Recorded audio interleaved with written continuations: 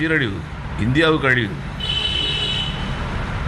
அவங்க ஒப்புக்கொள்ளட்டும், நாங்கள் அடிமை பத்திரம் எழுதி கொடுத்துட்டோம் காங்கிரஸுக்கு அப்படின்ட்டு. இந்த தேர்தலில் நல்ல ஒரு வேட்பாளரை நாம் முன்னிறுத்தி இருக்கின்றோம். அந்த வேட்பாளரை ஆதரிக்க வேண்டும் என்று பல கட்சிகள் வர்றாங்க. இவங்களோட கூட்டணியில் இருக்கிறதாட்டு சொன்ன நிதிஷ்குமார் அவர்களுடைய கட்சியை அவங்களே முன் வந்து ஆதரவு கொடுக்கிறதாட்டு செய்திகள் வந்துகிட்டு இருக்குது. அப்படி இருக்கும்போது அண்ணா திராவிட முன்னேற்ற கழகம் ஆதரவு கொடுத்துருக்காங்கன்னு சொன்னாங்கன்னா அது வரவேற்கப்பட வேண்டிய ஒரு விஷயம்.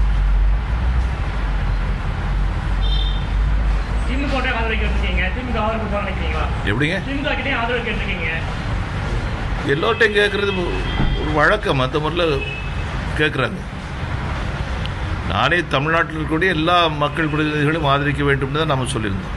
இந்த கட்சி அந்த கட்சின்னு சொல்லலை. ஆதரித்த கட்சிகளுக்கு நன்றி தெரிவிக்கும். நடிகர் விஜய்க்கு பிறந்தநாள் வாழ்த்து ஜனாதிபதி பாராட்டப்பட வேண்டிய விஷயம் இல்லைன்னு. தமிழ்நாட்டை பற்றி எல்லாருமே அந்த அளவுக்கு கவனம் கொடுக்குறாங்க அப்படிங்கிறது வந்து பெருமைக்குரிய விஷயம். நடிகர்கள் அரசியல் தொடர்ந்து விஜயகாந்த் குரல் கொடுத்தா, கமல்ஹாசன் குரல் கொடுத்தாரு, விஜய் குரல் கொடுத்தாரு. இந்த துறையை சேர்ந்தவங்க தான் வரணும், அந்த துறையை தான் சேர்ந்தவங்க தான் வரணும் அப்படின்னு சொல்றதுல வந்து ஏற்றுக்கொள்ள முடியாது. ஒரே ஒரு விஷயம், வரக்கூடியவர்கள் தமிழக மக்களுடைய நன்மையை கருதி தூய்மையான நேர்மையான ஒரு அரசியலை முன்னெடுத்து செல்வதற்கு தயாராக இருக்க வேண்டும். அவ்வளோதான். சூப்பர் ஸ்டார் ரஜினிகாந்த் அவர்கள் வர்றாங்க அப்படின்னு சொன்னாங்கன்னா வரவேற்கப்பட வேண்டிய ஒரு விஷயம். இன்னும் அவங்க வந்து தெளிவுபடுத்தும் போது நாம் அது சம்பந்தப்பட்டு தொடர்ந்து உங்களை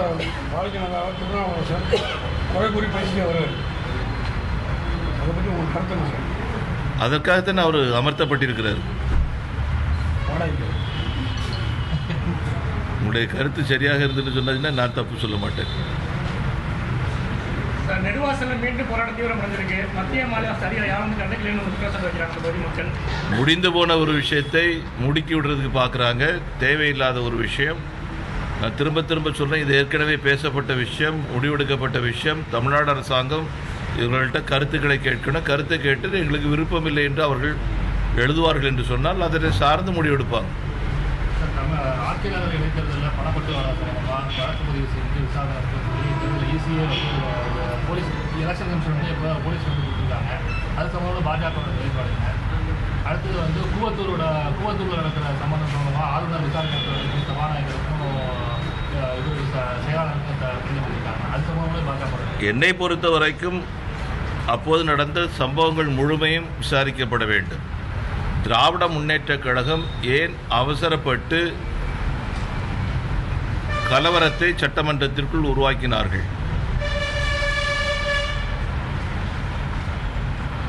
அதனுடைய பின்னணி என்ன? இது விசாரிக்கப்பட வேண்டிய ஒன்றாக நான் கருதுகிறேன். அதனைத் தொடர்ந்து மற்ற விஷயங்களும் விசாரிக்கப்பட வேண்டும். தமிழகத்தில் கால் ஊன்றதுக்காக வந்து இது வந்து முன்னே வெற்றி போட்டு நினைக்கிறீங்களா? கால் ஊண்டியெல்லாம் முடிச்சு ரொம்ப வருஷம் ஆச்சு.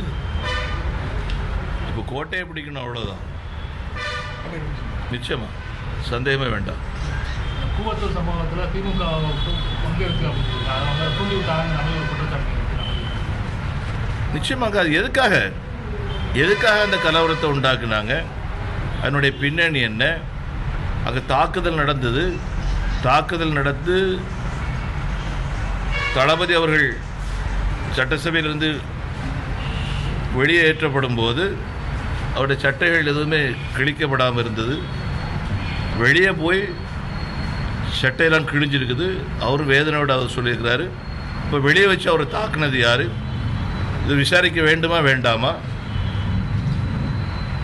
திராவிட முன்னேற்ற கழகத்திற்கு ஒரு அவமானம் ஏற்பட்டிருக்குதுன்னு சொன்னால் அந்த அவமானத்தை துடைக்க வேண்டிய பொறுப்பு, அதை எதிர்கட்சியினுடைய தலைவருக்கு ஏற்பட்டக்கூடிய அவமானத்தை துடைக்கக்கூடிய பொறுப்பு ஆளுங்கட்சி இருக்குது. விசாரிக்கப்பட வேண்டும். சட்டையை கிழிச்சது ஒன்று பிள்ளைய விளையாது சார். நீங்கள் எல்லாருமே பார்த்துருக்குறோம். உள்ளேருந்து போகும்போது சட்டை ஒன்றும் கிழியலை, வெளியே வச்சு யாரோ தாக்கியிருக்கிறாங்க, சட்டை கிழிஞ்சிருக்குது. அதான் விசாரிக்கணும் அப்படிங்கிறோம்.